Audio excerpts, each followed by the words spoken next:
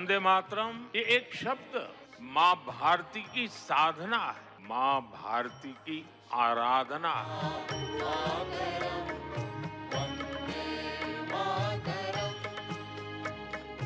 वंदे मातरम को तोड़ दिया गया, उसके टुकड़े किए गए। वंदे मातरम के इस विभाजन ने देश के विभाजन के बीज भी बो दिए। हमारे काम में दखल नहीं दिया जाना चाहिए। ये हम फैसला करेंगे कि स्कूल में क्या होना चाहिए या नहीं होना चाहिए। देश को तोड़ रहे हैं लोग। क्या देश में क्या संविधान खत्म हो चुका है? देश का संविधान इजाजत देगा किसको क्या करना है क्या नहीं करना है। हाँ, एक और भारतीय जनता पार्टी और पूरा देश वंदे मातरम के 150 वर्ष को इस अमृत काल में एक अमृत उत्सव के रूप में मना रहा है। वहीं कुछ लोगों को भुलाने का प्रयास कर रहे हैं।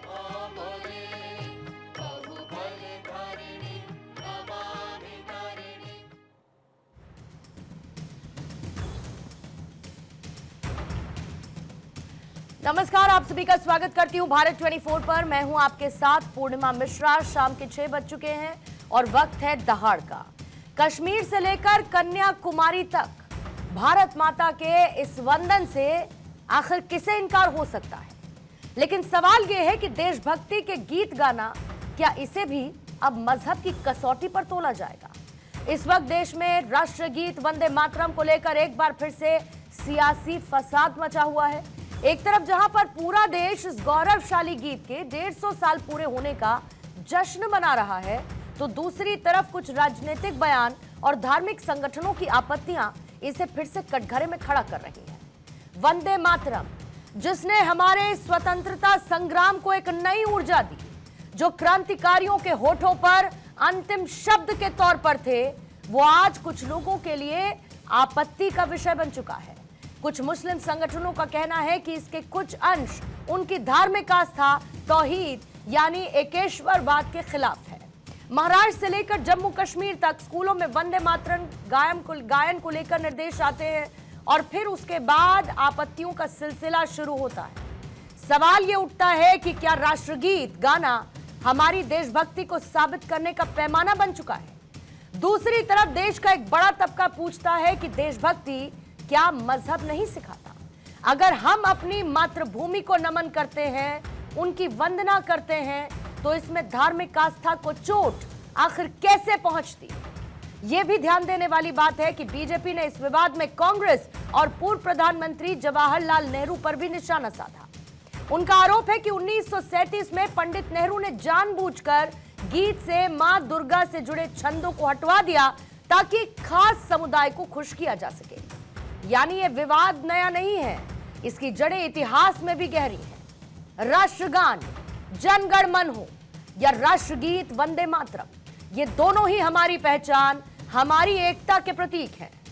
लेकिन जब भी ये सियासी गलियारों में पहुंचते हैं, खींच और खींचतान शुरू हो जाती है। सवाल यही है कि क्या राष्ट्रगीत का सम्मान और गायन राजनीतिक इच्छा शक्ति से तय होगा या यह देश के हर एक नागरिक की स्वेच्छा और भावना का विषय होना चाहिए? क्या राष्ट्रीय गौरव को भी हम वोट बैंक की राजनीति में उलझा कर रखेंगे? आज इसी के इर्द गिर्द रहेगी दहाड़ की चर्चा, लेकिन उससे पहले रिएक्शंस आपको सुनवाएंगे।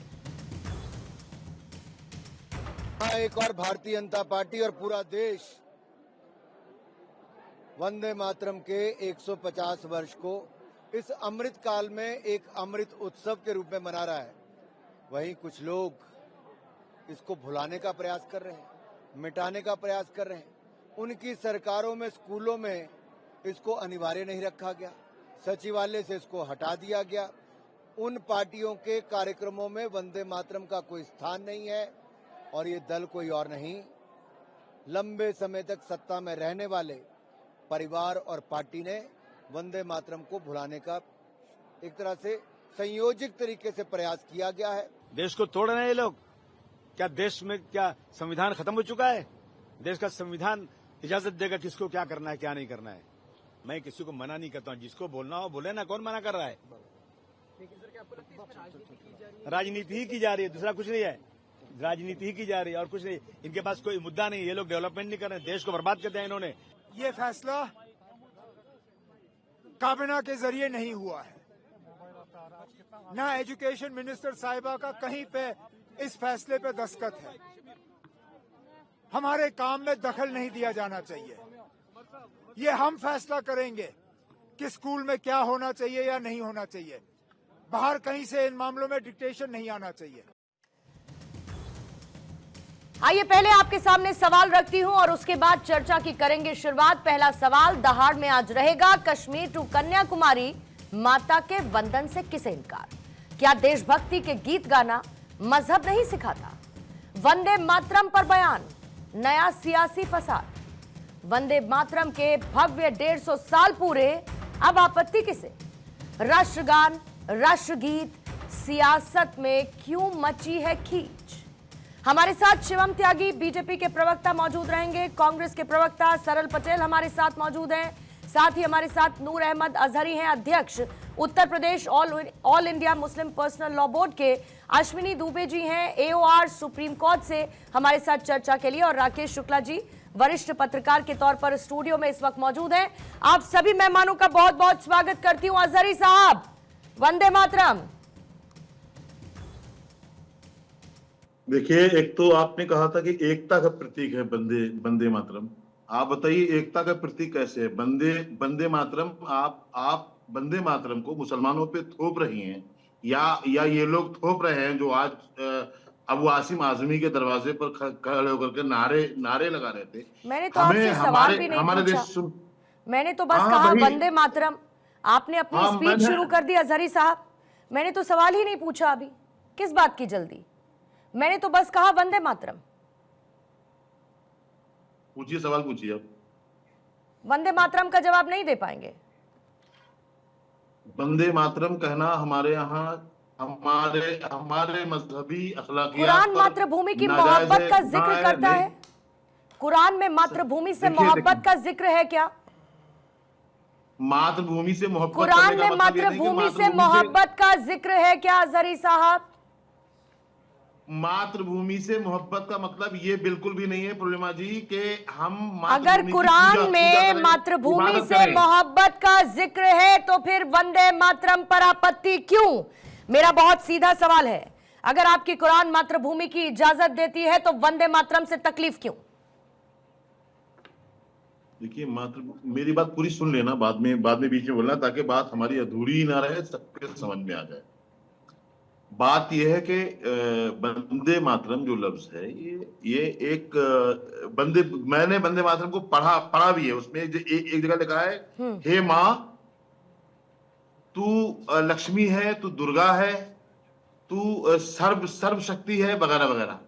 तो हमारा ये अकीदा नहीं है। हम किसी किसी जमीन को, किसी घर को, किसी मकान को, यहाँ तक के हम अपनी जान माल इज्जत और आबरू से ज्यादा अपने पैगंबर मोहम्मद सल्लल्लाहु अलैहि वसल्लम से मोहब्बत करते हैं, लेकिन उनकी पूजा नहीं करते हैं, उनको खुदा नहीं मानते हैं। कोई ये कहे, कोई हमें खुदा बताए, किसी जमीन को भगवान बताए, तो हम नहीं मानेंगे साहब। तो ये जो वंदे मातरम है, ये उसी का ही एक हिस्सा है कि हम पे थोपने की कोशिश की जा रही है भारत में। हिंदुस्तान के संविधान के किसी भी कॉलम में ये लफ्ज लिखा हो कि आप वंदे मातरम कहेंगे तभी आप देश में एकजुटता पसंद है अजहरी साहब को या विभाजन पसंद है? देश में एकजुटता पसंद है या विभाजन पसंद है? देखिए अरे सीधा बताइए ना अजहरी साहब, ज्ञान मत दीजिए मुझे। आपने वैसे ही वगैरह वगैरह बोल दिया वंदे मातरम को लेकर। अगर बोलना ही था तो पूरा बोलते। वगैरह वगैरह क्या होता है? देश में एकजुटता पसंद है या फिर देश में विभाजन पसंद है अजहरी को? अजहरी साहब को क्या पसंद है ये बताइए मुझे। देश में विभाजन या एकजुटता क्या पसंद है आपको? आप जो एजेंडा चला रही हैं, मैं एजेंडा चला रही हूँ। में नहीं आने वाले। अंग्रेजों को इसी एकजुटता से समस्या थी। वंदे मातरम की गूंज को दबाने की कोशिश उन अंग्रेजों ने की थी, और आज आप इस मुल्क में बैठकर वंदे मातरम में अपनी धर्म की आस्था को घुसेड़ कर आप विभाजन की बात करते हैं। एजेंडा आप चलाते हैं, दलाली कर रही हो चैनल पर। एजेंडा आप चलाते हैं अजहरी साहब, चैनल पर बात करके एजेंडा आप चलाते हैं। अरे आप चला रही एजेंडा हो, आप कर रही हो चलाते चलानी। हैं। आप कर रही हो चलानी। सियासत का आपको सच मुद्दा, चलानी आ धर्म रहा। का मुद्दा, आप वंदे सुन रहे हो मातरम को आपको मैं। बनाने वाले आप जैसे लोग हैं। आपको वही कहना है जो भाजपा से कहलाती है। मुझे वो करना है जो एक भारतीय को भाई, करना आप चाहिए, उतना और ही- छीन लीजिए आप आप उतना ही मुझसे वो- मेरी पहचान। छीन पाएंगे आपने क्या? बतौर सरकार को आपने छीन पाएंगे आप मुझसे मेरी पहचान? मुझे वो करना है जो एक भारतीय को करना चाहिए, और करूंगी मैं। अगर करूंगी मैं। छीन पाएंगे क्या आप? बताओ कि भारत का संविधान कर हर पाएंगे व्यक्ति क्या को आप? उसके मजहब के आधार पर है। मुझसे मेरी आइडेंटिटी छीन आप- पाएंगे क्या एक भारतीय की? और एक भारतीय होने के नाते अगर मैं वंदे मातरम का सम्मान ना कर पाऊं तो लानत है मेरे भारतीय होने पे। एजेंडा आप जैसे लोग चलाते हैं। अपना शिवम त्यागी, आरएसएस का एजेंडा। शिवम त्यागी, इनको आरएसएस और भाजपा का एजेंडा लगता है। शायद एक शॉर्ट टर्म मेमोरी लॉस में ये बीच बीच में भूल जाते हैं कि ये लोग भारतीय हैं। कितना शर्मनाक है वंदे मातरम जैसे गीत पर, राष्ट्र गीत पर इस तरीके की धार्मिक भावनाओं को आहत करने जैसा आक्षेप लगाना, ठेस पहुंचाने की बात कह के इसको सियासत और धर्म के केंद्र में लेकर आना। कितना शर्मनाक है ये भारतीय होते हुए। पूर्णिमा जी, ये जो अजहरी बैठे हैं, गलती इनकी नहीं, एक्चुअली इनको शुरुआत से ही जो आदत इस देश ने आजाद होने के बाद से डाल दी वो आज तक पड़ी हुई है। पता नहीं टोपी वाले क्यों बर्दाश्त नहीं कर पाए। उसकी वजह साफ है, क्योंकि जो सरकारें रही उन्होंने इसी तरह की आदत इनको डाल दी। इस देश में पहली बार राष्ट्रगीत अगर प्रारंभिक रूप से जो है उसने प्रारंभिक रूप लिया तो वो 1870 के आसपास लिया। बंकिम चंद्र चट्टोपाध्याय ने उसको लिया। उसके बाद फिर अप्रॉक्सीमेटली 1882 में उन्होंने उनका जो शायद जो उपन्यास था आनंद मठ, उसको उसमें डाला। और 1896 में पहली बार भारतीय राष्ट्रीय कांग्रेस के कोलकाता के अधिवेशन में रविंद्रनाथ टैगोर ने इसको गाया।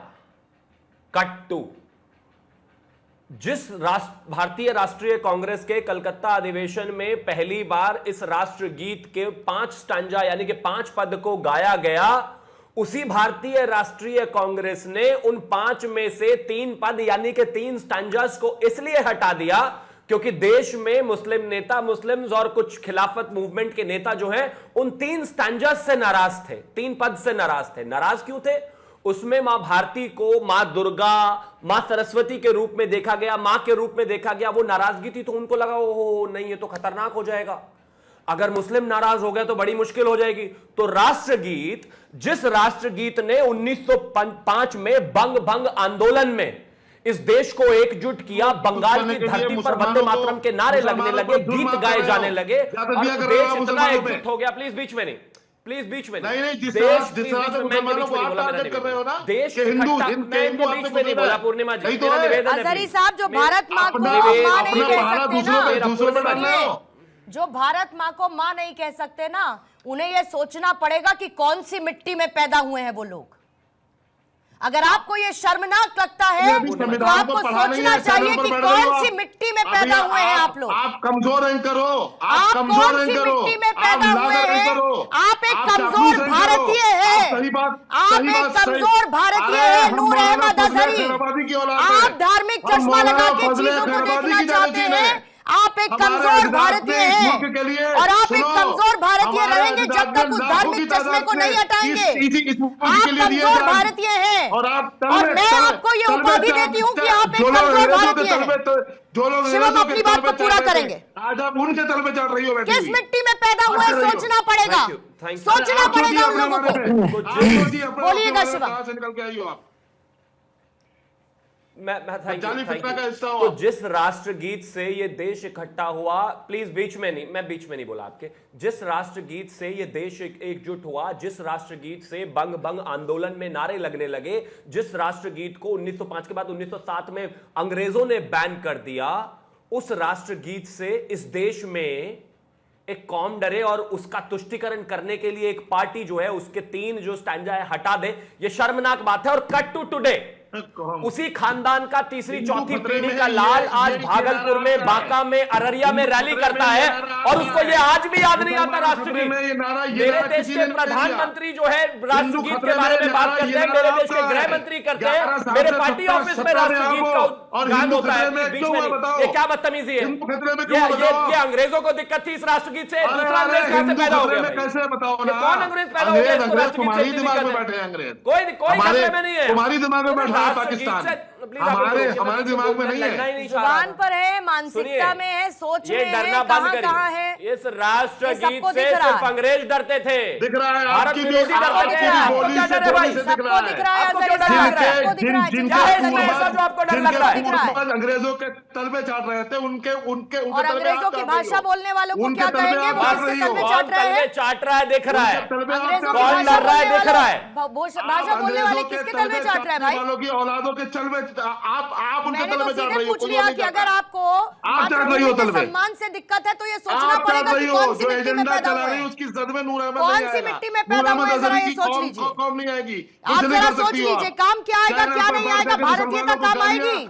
मुसलमानों की भारतीयता शरीयत को काम आएगी बदनाम साहब। करने के सिवा कुछ नहीं कर भारतीयता सकती काम हो आप। आएगी, याद रखिएगा। पूर्णिमा उसी जी, भारतीयता आप को चैनल पर कलंकित बैठ करते करके रहिए आप लोग, इस मुसलमानों तरीके को के गालियां देने के आपत्तियां सिवा दर्ज कराते आपने हुए कुछ नहीं करते सीखा। रहिए आप लोग और बोलते रहिए, क्योंकि आप बोलती हो इससे आप आगे चैनल पर सोच बैठ नहीं करके। सकते ना सर, ब्लॉकेज है। ब्लॉकेज लिया हमने समझते आपको क्या हुआ? हैं, दीवार सामने आ जाए तो हम आदमी को जानते हैं लगता है क्या कि हुआ? दुनिया खत्म हो गई। हम बस जानते यही हैं सिलसिला क्या है हुआ? अभी, क्योंकि आप उस चले दीवार रहिए, के इस पार क्या है आप दूसरी अंग्रेजों तरफ आप के लोग नौकरों देखना की नहीं तरह चाहते। लो आप। तो ब्लॉकेज में रहिए, खुश रहिए, ब्लॉकेज में रहिए, खुश रहिए, कोई दिक्कत नहीं। आपसे कोई आपसे भी नहीं चाहिए, आपसे भी नहीं चाहिए अजहरी साहब, आपसे भी नहीं चाहिए, आपसे भी नहीं चाहिए। सीधे तर्कों पर बात करिए। कुरान अगर मातृभूमि के सम्मान की बात निहित उसमें है तो फिर वंदे मातरम से समस्या क्यों? सीधी सी बात है। सरल पटेल साहब, आज जिक्र हुआ नेहरू का, 1937 की बात निकली। यह कहा गया कि कुछ लोगों को संतुष्ट करने के चक्कर में शब्दों को हटा दिया गया। अब बताइए कि इस विवाद की जड़ें कहां से निकली, कहां तक पहुंची कि आज ये हो हल्ला इस गीत पर हो रहा है, राष्ट्रगीत पर हो रहा है। पूर्णिमा जी, मैं बड़ी पेशेंटली आपकी और दूसरे पैनलिस्ट की बात सुन रहा था, पिछले 20 मिनट से सुन रहा था। तो मैं बस इतना चाहूंगा कि मुझे अनइंटरप्टेड टाइम दिया जाए, अपनी बात खत्म करने का मौका दिया जाए और उसके बाद आपके जो भी फॉलोअप क्वेश्चंस होंगे उसको मैं तरीके से आंसर करूंगा। तो आज सबसे पहले जो प्रधानमंत्री ने जो बात कही है वो बड़ी विभाजनकारी और शर्मनाक बात कही है। ऐसी बात कही है जो पाकिस्तान से लड़ने वाले हर सैनिक और शहीदों का अपमान है। प्रधानमंत्री मोदी जी ने कहा कि 1937 में वंदे मातरम में जो चेंजेस हुए, उस चेंजेस ने भारत के विभाजन की नींव रखी। क्या प्रधानमंत्री मोदी जी को यह नहीं पता है कि भारत के विभाजन की नींव जिन्ना और मुस्लिम लीग ने रखी? क्या प्रधानमंत्री मोदी जी को यह नहीं पता है कि भारत के विभाजन की नींव 1905 में अंग्रेजों ने बंगाल को दो फाड़ करने की कोशिश में रखी? क्या प्रधानमंत्री मोदी जी को यह नहीं पता कि भारत के विभाजन की नींव पाकिस्तान नाम की मानसिकता ने रखी, जिससे आज भी हमारे वीर जवान हर रोज लड़ते हैं और शहीद होते हैं? आखिर पाकिस्तान को क्लीन चिट देने की प्रधानमंत्री मोदी को हर बार इतनी जल्दबाजी और उत्सुकता क्यों होती है? कभी वो बिन बुलाए पाकिस्तान चले जाते हैं, बिरयानी खाते हैं, गलबैया करते हुए नजर आते हैं। तो विभाजन की जो नींव जिन्ना, मुस्लिम लीग और अंग्रेजों ने रखी, ये प्रधानमंत्री मोदी जी ने आज उनको 1937 में क्या हुआ सरल पटेल? उनके 1937 में क्या हुआ? पूर्णिमा जी, मैं आपकी बात का जवाब दूंगा। 1937 पर भी आऊंगा। 1937 पर भी 1937 की बात करते हैं। चलिए बताइए 1937 में क्या हुआ? मैं अपनी बात पूरी करके आऊंगा। 1937 में बताइए क्या मुझे आप पूरा टाइम दीजिएगा। मैं आपको समय दे रही हूँ सवाल के साथ। प्रधानमंत्री मोदी जी ने A very particular question with a very particular answer. What happened in 1937, सरल पटेल जी? तो प्रधानमंत्री What happened in 1937? कर दिया है। What happened in 1937? एक सच्चे स्वयं सेवक है। What happened in 1937? मानसिकता थी कि अंग्रेजों के तलवे चाटने और अंग्रेजों को डिफेंड करना। अब 1937 पर आते हैं। 1937 में जो संशोधन हुए वो राष्ट्रपिता महात्मा गांधी, राष्ट्रकवि रविंद्रनाथ टैगोर और सबकी सहमति से हुए। तो क्या प्रधानमंत्री मोदी और क्या शिवम त्यागी आप ये कह रहे हैं कि राष्ट्रकवि रविंद्रनाथ टैगोर विभाजनकारी थे? क्या आप राष्ट्रपिता महात्मा गांधी विभाजनकारी थे? उन्होंने उस वक्त जो डिसीजन लिया एक सॉन्ग को यूनिवर्सल बनाने का, वो उन्होंने उस वक्त की परिस्थितियों में जो सही डिसीजन होगा वो लिया, और उनकी मैं जो पॉलिटिकल सेंस है उनको सलाम करता हूं। जवाब देंगे। क्या आप राष्ट्रकवि रविंद्रनाथ टैगोर को विभाजनकारी कह रहे हैं? बहुत पर्टिकुलर पॉइंट्स हैं सरल पटेल जी के। महात्मा गांधी को ठीक है, इसका जवाब लेती हूँ मैं, इसका जवाब लेती हूँ शिवम जल्दी से।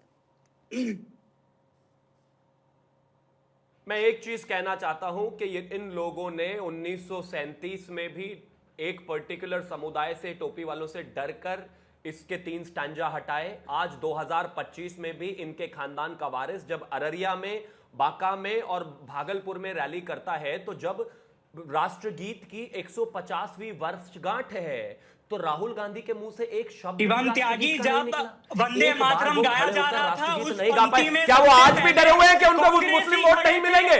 मैं आपके बीच में नहीं बोला था, सावरकर मैं आपके नहीं बीच में खड़े नहीं बोल। थे। क्या इसलिए जब राष्ट्रगीत देश नहीं की गा रहे कि लड़ाई मुस्लिम लड़ी वोट जा नहीं रही मिलेंगे? थी, उस क्या पंक्ति इसलिए में राष्ट्रगीत? सबसे अभी पहले प्लीज बीच में कांग्रेस नहीं, पूर्णिमा जी मैं उनके बीच में नहीं बोला, और क्या लाभ है इस बात कार्यकर्ता से? खड़े थे। मैं उनके जवाब ले लीजिए। पटेल साहब जवाब लीजिएगा। मैं सिर्फ सीधा पूछ रहा हूं। पटेल साहब आपने सवाल रखे, सवाल का जवाब मैं लीजिए। इनके बीच में नहीं बोला, कोई लाभ नहीं। पटेल जी जवाब ले लीजिए। मैं बोलना भी सरल नहीं पटेल चाहता, जी। इनके बीच में मैं नहीं बोला। सरल पटेल जवाब सरल लीजिए। पटेल हिम्मत नहीं है क्या जवाब देने की? हिम्मत नहीं है क्या जवाब देने की? अरे तो गीत गाइए ना, वो सियासत का हिस्सा क्यों है? और सियासत का हिस्सा हर तरफ से है, क्यों है सियासत का हिस्सा? क्यों है सियासत का हिस्सा वंदे मातरम और हर तरफ से है? क्यों वंदे मातरम नहीं गाया जाता? इसका हिसाब दीजिए, हिसाब दीजिए। मेरा सीधा जवाब। अरे हिसाब जवाब मिलेंगे ना भाई। पूर्णिमा जी आप अगर उनको रोक सकते हैं प्लीज रोक दीजिए, वरना मैं भी उनके बीच में बोल सकता हूं। Thank you. मुझे जवाब देने दीजिए, वो अपने समय में बोले, मैं अपने समय में बोल लूंगा। शिवम रुकिएगा, इनको 30 सेकंड्स में फिनिश करने दीजिए। ठीक है शिवम, 30 सेकंड्स में फिनिश करने दीजिए। वो बार बार डिफ्लेक्ट कर रहे हैं। रिपीट कर रहे हैं आप सरल पटेल जी, रिपीट कर रहे हैं अपनी बात, हो गया। क्योंकि आप रिपीट कर रहे हैं, झूठ रिपीट कर रहे हैं। रिपीट कर रहे हैं, हैं। जवाब ले लीजिए। रिपीट कर रहे हैं आप अपनी बातों को, जवाब ले लीजिए, जवाब लीजिए प्लीज, बोलिएगा Shivam. Let's keep it real and to the point. राष्ट्रगीत जो भारत का राष्ट्रगीत है, जिसने आजादी में अहम भूमिका निभाई, जिसके 3 स्टैंजा मुस्लिम तुष्टीकरण की वजह से, मुस्लिमों के दबाव में आकर कांग्रेस ने हटाए। आज 150वीं वर्षगांठ में नेहरू खानदान के चौथी पीढ़ी के वारिस ने जब बिहार की 3 जगह भागलपुर, अररिया, बांका में रैली करी, आज भी राष्ट्रगीत नहीं गाया। क्या आज भी मुस्लिमों से, टोपी वालों से इतने डरते हो, इतने दबाव में हो, इतने भागते हो उससे कि राष्ट्रगीत गाया नहीं गया आपसे स्टेज पे? क्या आज भी इतने डरपोक बने हुए हैं? जिस गीत ने इस देश को स्वतंत्रता दिलाने में इतनी महत्वपूर्ण भूमिका निभाई हो, उसके विषय में एक शब्द राहुल गांधी नहीं बोले। क्यों? मुस्लिमों को वोट नहीं मिलेगा बिहार में इसलिए? अखिलेश यादव ने एक बार ट्वीट पे कुछ नहीं लिखा इसलिए? क्यों नहीं लिखा?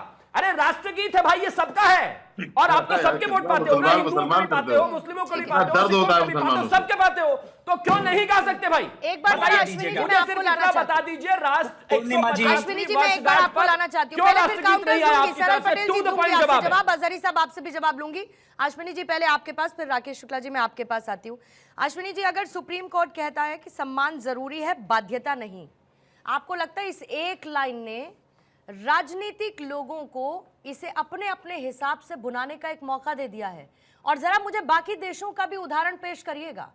बाकी देशों में क्या इस तरीके की आपत्तियां हैं राष्ट्रगीत को लेकर, या हमारे यहां क्योंकि लोकतंत्र में अधिकार है, लोकतंत्र में स्वतंत्रता है, तो उस स्वतंत्रता के नाम पर कुछ भी कीजिएगा? देखिए, जहां सेलेक्टिवली जरूरत पड़े संविधान की धाराओं और अनुच्छेदों का हवाला दिया जाने लगे, और जहां जरूरत पड़े वहां आप कानून, जब पर्सनल राइट्स की बात हो, पर्सनल लॉज की बात हो, तो अपने सेलेक्टिवली इंटरप्रिटेट करने लगे। तो विविधता तो ऑलरेडी है, लोग अपने हिसाब से सेलेक्टिवली इसको इस्तेमाल करते हैं। वंदे मातरम एक ऐसा शब्द है, आज नहीं 150 वर्षों से चला आ रहा है, हमारे संविधान से भी पुराना है। एक ऐसा मंत्र है जिसने भारत के आंदोलन में ऊर्जा भरी और पूरा देश इसको मानता है, राष्ट्रीय पहचान को आकार दिया और आज भी मजबूत, एकजुट, समृद्ध भारत के निर्माण के लिए प्रेरित करता है। 2 ही शब्द थे उस समय। थोड़ा इतिहास पर अगर नजर डालें, वंदे मातरम और अंग्रेजों को भड़कने के लिए काफी थे। और अंग्रेजों ने इसीलिए, अगर आप देखिए कि बंकिम चंद्र चट्टोपाध्याय के उपन्यास आनंद मठ में वंदे मातरम जिसका समावेश हुआ, और लिखने से पहले ही उनके, और उस देश को मातृभूमि की भावना को प्रज्वलित करने वाले गीतों में सबसे पहला गीत था। और अगर उसकी बात करते हैं तो एकजुटता का प्रतीक है, ब्रिटिश दमन का के खिलाफ ये आया, वैश्विक पहचान है। और आज अगर ऐसी बात हो रही है तो हम इसको धर्म के चश्मे से देख रहे हैं। ये इसके लिए बंकिम चंद्र चट्टोपाध्याय जी ने शायद नहीं देखा, ये तो युगों युगों तक चलने वाली बात है। 7 नवंबर 18 को एक सज्जन कह रहे थे कि 1937 में, भाई साहब, इसको 1875 में संस्कृत और बंगाली के मिश्रण से बनाया गया था। ये 1881 में उनका जो प्रसिद्ध बंगाली उपन्यास था आनंद मठ, उसमें प्रकाशित हुआ, जिसमें उस समय की कॉलोनियल जो लेगेसी थी, रूल था, उसके खिलाफ सन्यासी विद्रोह की पृष्ठभूमि में जो हमारे इंडियन फ्रीडम फाइटर्स थे, उनके प्रयासों को चिन्हित करते हुए आग भरने के लिए काम। उस समय हर जज्बा, पता नहीं कितने लोग थे कि उस समय अगर ऐसे डिबेट होती और धर्म के आधार पर अगर 1875 में इसको विभाजित करने की बात की होती तो आज शायद 1937 की बात कर रहे हैं, मैं उससे पहले की बात कर रहा हूं। और एक गीत नहीं है, ये राष्ट्रीय जन जागरण का पहला मंत्र और स्वतंत्रता संग्राम का शक्तिशाली प्रतीक है। उसके बाद ही लोगों ने बलिदान देने शुरू किए थे। इसने सदियों से भारतीयों को मातृभूमि के प्रति भक्ति और बलिदान के लिए प्रेरित किया है। और आज 150 वर्ष इसके पूरे हुए, उसके रचयिता क्या सोच रहे होंगे? अंग्रेजों से लड़ने वाले, लड़कर मरने वाले हमारे शहीद, हजारों क्रांतिकारी वीर क्या सोच रहे होंगे? हम भी बात हो रही थी हमारे इनकी रविन्द्रनाथ टैगोर जी की। रविन्द्रनाथ टैगोर जी ने स्वयं इसको 1905 में गाया था स्वदेशी आंदोलन के समय। ये जब बंग भंग की बात हो रही है, बंगाल विभाजन विरोधी आंदोलन के, हर भारतीय की जुबान पर था। भारतीय क्या धर्म के चश्मे से देखा जा रहा था उस समय 1905 में? नहीं। तो ब्रिटिश सरकार के दमन के बाद भी इसको राष्ट्रीय गान नहीं बनाया गया, क्योंकि ब्रिटिश डरते थे। और फिर उसके बाद हम धर्म के चश्मे से डेमोक्रेसी में सेलेक्टिवली देखने लगे। संविधान में 2 पार्ट हैं, एक पार्ट फंडामेंटल राइट्स है, दूसरा पार्ट फंडामेंटल ड्यूटीज हैं। तो आप ऐसा नहीं कह सकते फंडामेंटल राइट को सेलेक्टिवली इस्तेमाल करके वोट में कन्वर्ट करने के लिए। और इसके साथ एक बहस की और शुरुआत जरूर अश्विनी जी होती है कि क्या संविधान में इसे शामिल करना और इसे मस्ट करना क्या एक अलग अमेंडमेंट के तौर पर आने वाले समय में देखा जाना चाहिए, ताकि इस विवाद को पूरी तरीके से खत्म किया जा सके? राकेश शुक्ला जी, आजादी के बाद राष्ट्रगीत ये बना, उससे पहले, आजादी से पहले किस तरीके के इसको लेकर विवाद हुए? इसको लेकर एक समिति का गठन किया गया। समिति का गठन किस वजह से हुआ? क्योंकि मुस्लिम समुदायों के कुछ लोगों को लेकर इससे दिक्कत थी। इसको लेकर जिन्ना से भी दिक्कत थी। कांग्रेस के कलकत्ता अधिवेशन में एक गीत खुद गाया गया, रविंद्रनाथ टैगोर ने इस बात का जिक्र किया। ये जो पूरा का पूरा इतिहास है, ये बताता है कि इसको लेकर विवाद था। एक विशेष वर्ग ने इसको लेकर आपत्तियां दर्ज की थी, जिसके बाद कांग्रेस ने एक समिति का गठन किया। उस समिति में वो सब लोग थे, जो बात सच है जिसका जिक्र पटेल साहब कर रहे हैं। फैसला लिया गया। गांधी ने कहा कि जहां पर मुस्लिम लोग ज्यादा संख्या में एकत्रित होंगे, वहां पर इस गाने का इस्तेमाल नहीं होगा। क्यों? देखिए, गांधी जी ने तो 1930 में भी गड़बड़ किया था। 1930 में जब दांडी यात्रा थी, तब गांधी जी ने रघुपति राघव राजा राम को बदल दिया। किस हिंदू ने आपत्ति दर्ज की? उन्होंने ईश्वर अल्लाह तेरा नाम, आज भी स्कूलों में यही गीत पढ़ा सुनाया जाता है, रघुपति राघव राजा राम, ईश्वर अल्लाह तेरो नाम, सबको समझ दे भगवान। क्यों नहीं बोला गया कि जो मुख्य पंक्ति है वो सुनाई जाए, वो बोली जाए?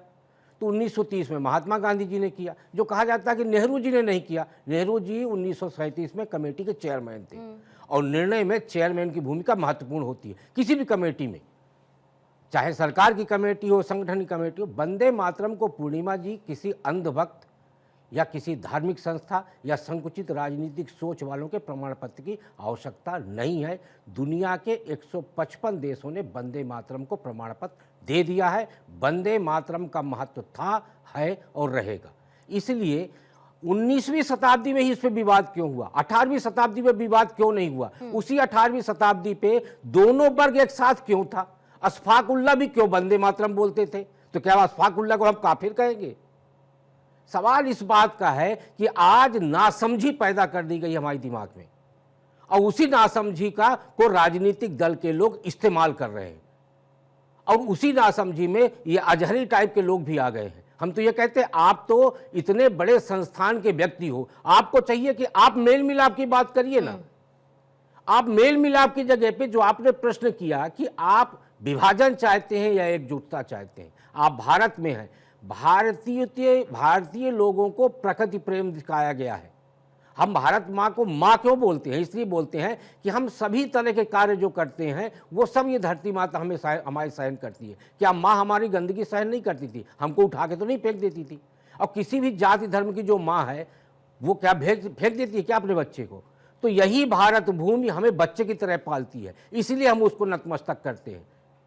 और नतमस्तक करने का मतलब पूजा नहीं होता, अभिवादन, हर धर्म में अभिवादन है, और अभिवादन में शीश भी झुकाया जाता है और हाथ भी जोड़ा जाता है। तो वंदे मातरम में भी यही कहा गया है कि आप इस प्रकृति के प्रति और उसी प्रकृति का आह्वान करने पर यह पूरा देश आंदोलित होकर खड़ा हो गया, और वही आंदोलन इस देश को स्वतंत्रता की नींव बनी, स्वतंत्रता के लिए। और आज जिस स्वतंत्र भारत में हम खड़े हैं उसमें वंदे मातरम के योगदान को हम नहीं नकार सकते। पूर्णिमा जी, ठीक है, अजहरी साहब जवाब दीजिएगा।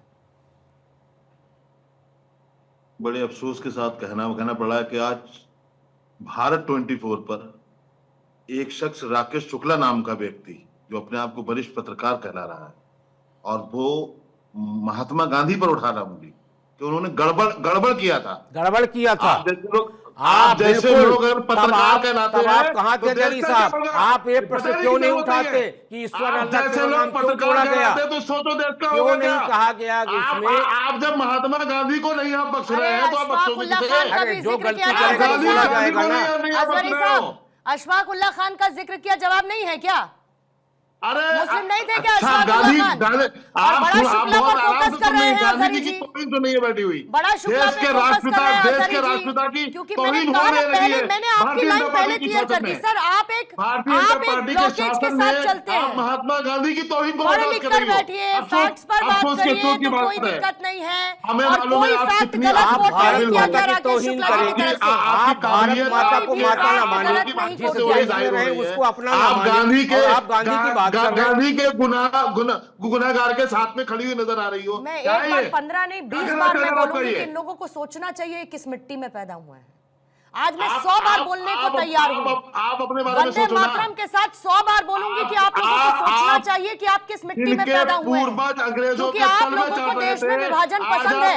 मुसलमानों को बांटकर, मुसलमानों को विक्टिम बनाकर, मुसलमानों को एक धार्मिक चश्मा देकर आप लोगों को अपनी कुर्सी बचानी है। सब आप लोगों को बनना है रहनुमा मुस्लिम समाज का, करना कुछ नहीं है। आप लोगों को करना कुछ नहीं है। अरे तलवे चाटने की बात किसकी कर रहे हैं? तलवे चाटने की बात किसकी कर रहे हैं? क्या कर डाला आपने मुसलमानों के लिए? उनको डराने के अलावा, उनको ये बताने के अलावा कि इस भारत में उनकी कोई सुनने वाला नहीं है। रखिएगा राकेश जी को, रखिएगा और मैं एक चीज पूछना चाहता हूँ। राकेश शुक्ला जी अपने आप को पत्रकार कहला रहे हैं। निजी अटैक से बचकर मुद्दे पर बात करिए अजहरी साहब। निजी अटैक को खत्म करिए जो शुरू से कर रहे हैं आप। ये अरे सुन तो लीजिए, इतनी ऊर्जा नष्ट मत करिए। जब रघुपति राघव राजा राम से सुंदर विग्रह मेघ श्याम गंगा तुलसी शालिग्राम हटाया गया, तो क्या आप ये बात कहेंगे कि यदि रघुपति राघव राजा राम में ईश्वर अल्लाह तेरा नाम जोड़ा गया? मेरी बात सुनिए, तो क्या इस शब्द को भी हटाया जाना चाहिए? उस वक्त की परिस्थितियों के आधार पर उन्होंने क्या किया? क्या परिस्थितियां थी? सुविधाजनक परिभाषा मत दीजिए। जवाहरलाल नेहरू के लिए परिस्थिति, महात्मा गांधी की परिस्थिति, और आज की परिस्थिति आपके अनुकूल हो। क्योंकि आज इनको बनानी है तो आज अपनी परिस्थिति अनुसार ये बात करें। आप अपनी अनुकूलता की परिस्थितियां देखेंगे। कौन सी परिस्थिति 1930 में ऐसी कौन सी परिस्थिति कि महात्मा गांधी को पूरी एक पंक्ति बदलनी पड़ी, और 1937 में ऐसी कौन सी परिस्थिति कि पंडित जवाहरलाल नेहरू को सिर्फ एक पंक्ति लेनी पड़ी? आपने वही पढ़ा है जो नागपुर के दफ्तर में आपको पढ़ाया गया है। और आपने क्या पढ़ा है अजहरी साहब? आपने क्या पढ़ा है? उतना ही अरे उतना ही आपने पढ़ा है तो आपने कुछ भी नहीं पढ़ा। नागपुर के दफ्तर में मैं तो नफरत- कह रहा जो हूँ कि पर आप नफरत जैसे पढ़ाई गई है। अंधभक्तों के प्रमाण पत्र की नफरत आवश्यकता पढ़ाई नहीं है गई। वंदे कौन मातरम को। अंधभक्त है बताने की जरूरत नहीं है। पूरा देश जानता है अंधभक्त किसको किसको किसको कहते हैं। देश के किसी कोने पर ले लीजिए नाम अंधभक्त, तो समझ में आ जाएगा कौन है। अंधभक्त की हमें श्रेणी आप- में आते हैं हमें आप जैसे हमें- लोग। हमें आप बताइए। जैसे लोग हमें नासमझ बताइए। बना रहे ये मुस्लिम समाज मजहब की को। बात किसके करने अंदर? वाले लोग शिवम, हमें आप अंधभक्त मजहब कहोगे ना, मजहब की तो बात लोग करने हंसेंगे आप वाले पर। लोग देशभक्ति से इनकार करते हैं, लेकिन आप कौन लोग मजहब की बार बात नहीं बार करता है? शिवम त्यागी, मजहब लेकिन की आप बात तो बार नरेंद्र मोदी बार, कर रहे अरे हैं। शांत हो जाइए साहब, शांत हो जाइए। हो गया, हो गया। सारा बोलने का ठेका आपने हो गया। आपने लिया है। हो बुलाया गया। क्यों हमें? आप इकट्ठा बुलाया कर क्यों लीजिए हमें? ना 200 को, वहां बुलाया पर क्यों बोलिए। हमें?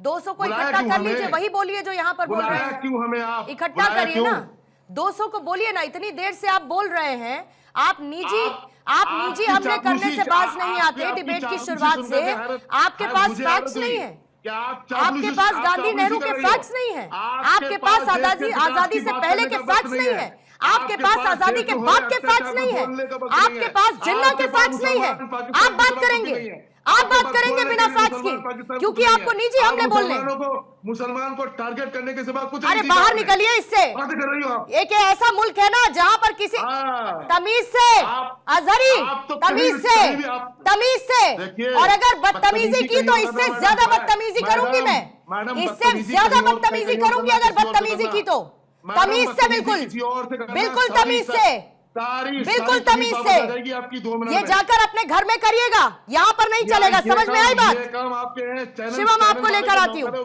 उनको आप डांटिए। शिवम, बार बार बीजेपी एक बदतमीज ट्रिगर औरत हो, पॉइंट को बदतमीज। दबाने की कोशिश क्यों करती बिना है? पढ़ी लिखी औरत। गवार नहीं हूं, लेकिन नूर अहमद गवार अजहरी हुआ। पढ़ी लिखी हूँ ऐसे जाने- और बहुत जाने- सम्मान के अरे साथ ये- पढ़ी लिखी हूँ, अरे अपनी अजहरी मेहनत साहब, के बूते पढ़ी लिखी ये हूँ। बात करने का किसी तरीका अजहरी ने नहीं मुझे है। पढ़ाया लिखाया नहीं है, नहीं, ये गलत है। इसीलिए नहीं, ये सर्टिफिकेट नहीं आपत्तिजनक चाहिए। है। पढ़ी लिखी हूँ बदतमीजी है। और ये अजहरी ने मेरी आपत्तिजनक पढ़ाई है का अजहरी खर्चा की नहीं बात। उठाया है। बदतमीजी है। तमीज में रहिएगा। ये आपत्तिजनक है अजहरी जी की बात। मर्यादा से ऊपर मत जाइए ना, मर्यादा में मर्यादा रहिए। सीखी होगी राकेश शुक्ला जी, तो मर्यादा रखेंगे ना ये लोग। मर्यादा सीखी होती तो क्या बात थी। शिवम, बार बार एक ट्रिगर पॉइंट को दबाने का क्या मतलब?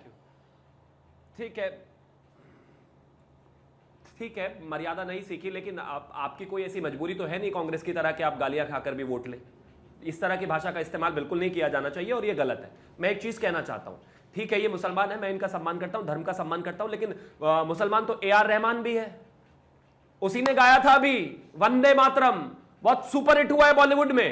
वो मुसलमान नहीं है क्या? इसके अलावा मौलाना अबुल कलाम आजाद, मौलाना अबुल कलाम ने गाया था। आपका है, हमारा नहीं। इसके अलावा लियाकत हुसैन ने गाया, वो तो गिरफ्तार हो गए थे आधिकारिक तौर पर इसको लेकर के, गिरफ्तार हो गए थे बंद आंदोलन में उस दौरान। प्लीज बीच में नहीं, मेरा निवेदन है इनसे बीच में नहीं, प्लीज।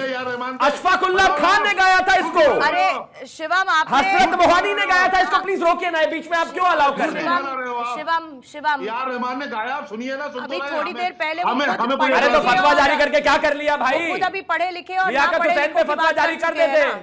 तो फर्क मौलाना बताने की आजाद पर जरूरत फतवा नहीं जारी है। कर देते, क्यों नहीं कर आपकी दिया? भाषा से, आपके उन लहजे सब पे से, कर देते, आपकी सबने शब्दों गाया। से ज्ञान होता है अशफाकुल्लाह कि खान पर बहुत फतवा, पढ़ा लिखा और क्या है। आपकी भाषा से नहीं, अशफाकुल्लाह खां पर फतवा जारी करने की आपकी हैसियत है? गजब बात हो गई फालतू की। मैं सिर्फ एक चीज कहना चाहता हूं, इस देश में जो भी राष्ट्रभक्त है उसको राष्ट्रगीत से कोई परेशानी नहीं है। इस देश में जिसने भी राष्ट्रगीत को गाया वो राष्ट्रभक्त ही है भाई, और आपको इतनी परेशानी इससे बिल्कुल नहीं होनी चाहिए। पता नहीं है नए नए वो क्या कहते हैं, वो कैसे कैसे कहावत है, बस ठीक है, मैं जरा क्लोजिंग कमेंट की जिस तरफ तरह बढ़ूंगी। की भाषा का ठीक है, इस्तेमाल 30 ये खास seconds तौर बाकी पर के मेहमानों को धर्म की आड़ में इस देशभक्ति को लेकर कर रहे हैं, वो गलत है। सरल पटेल जी, 30 सेकंड्स आपके क्लोजिंग कमेंट के लिए लूंगी।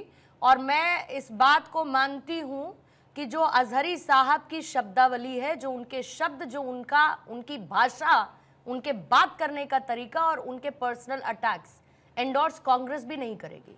चर्चा करिए, बिल्कुल। आपत्तियां रखिए, लेकिन इस तरीके की भाषा को मतलब नहीं। पूर्णिमा जी, इसका कोई एंडोर्समेंट कांग्रेस पार्टी नहीं करती है और कांग्रेस पार्टी इस बात का कड़ा विरोध करती है जो राकेश शुक्ला ने जो भाषा यूज की। मैं उनको शुक्ला जी कह सकता था, लेकिन मैं उनको राकेश शुक्ला कहता हूं कि राकेश शुक्ला ने राष्ट्रपिता महात्मा गांधी के ऊपर सवाल उठाए। तो राकेश शुक्ला के जो पूर्वज थे, जब ये आप देख रही है ये क्या है, ये 50 रुपए का नोट है।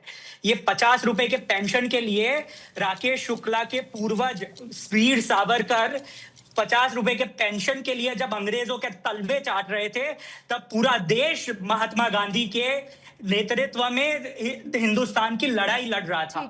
तो मोहम्मद कांग्रेस अली पार्टी का हर एक जिन्ना ने कार्यकर्ता 1938 में पंडित नेहरू से, सुन लीजिए सर, ना एक लाइन सुन लीजिए, बस एक लाइन सुन लीजिए, आपको सम्मान और असम्मान का जो फर्क है ना वो खत्म हो जाएगा, इसीलिए मैं आपको वो एक लाइन बता रही हूँ। 1938 में, सुनिए एक सेकंड पटेल साहब, 17 मार्च 1938 पंडित नेहरू से मोहम्मद अली जिन्ना ने यह मांग की कि वंदे मातरम को पूरी तरीके से त्याग दिया जाए। फिर उन्होंने यही मांग मुंबई में महात्मा गांधी से भी की। महात्मा गांधी ने इसे लेकर कोई भी फैसला नहीं लिया, लेकिन साथ ही उन्होंने ये भी कह दिया कि हिंदू और मुसलमान जहां पर एकत्रित होंगे वहां वंदे मातरम को लेकर मैं कोई बवाल बर्दाश्त नहीं करूंगा। ये मैंने आपको एक फैक्ट कोट किया है, ये मैंने आपको एक फैक्ट कोट किया है, और इससे असम्मान पैदा नहीं होता है। ये एक फैक्ट कोट किया है, इससे कोई असम्मान पैदा नहीं। जी 1896 से आज तक वंदे मातरम हमारे हर अधिवेशन में, हर स्थापना दिन पर गाया जाता है। मैंने बताया मैंने इस बात का जिक्र किया। जल्दी से शुक्ला जी आप बोल लीजिए, फिर उसके बाद अश्विनी जी बस 10 सेकंड और दे पाऊंगी आपको। मैं सिर्फ इतना कहूंगा कि सरल जी ने जिस मेरे पूर्वजों की बात की, विनायक जी की, तो विनायक जी पेंशन लेते थे, अंग्रेजों के गुलाम थे, इसका भी कोई प्रमाण नहीं है। और भारत सरकार में इस बात का भी प्रमाण नहीं है कि महात्मा गांधी, एक मिनट रुकिए सर, मैं बीच में नहीं बोला, मैं बीच में नहीं बोला, आप सुनिए, सुनने की ताकत रखें। महात्मा गांधी को राष्ट्रपिता किसने कहा? कौन से संवैधानिक व्यवस्था में? भारत सरकार में कहां लिखा है कि महात्मा गांधी राष्ट्रपिता है? चुप रहिए, राहुल गांधी की तरह ओवर एक्टिंग कर। आप बिल्कुल, महात्मा गांधी के लिए भारत सरकार ने कह दिया कि राष्ट्रपिता नहीं है, आपने बनाया राष्ट्रपिता अपने पूर्वज को, और वो आपके पूर्वज होंगे महात्मा गांधी, मेरे पूर्वज नहीं। 50 रुपए काटे अश्विनी जी 10 सेकंड, पूर्णिमा जी मुझे 10 सेकंड दे दीजिए।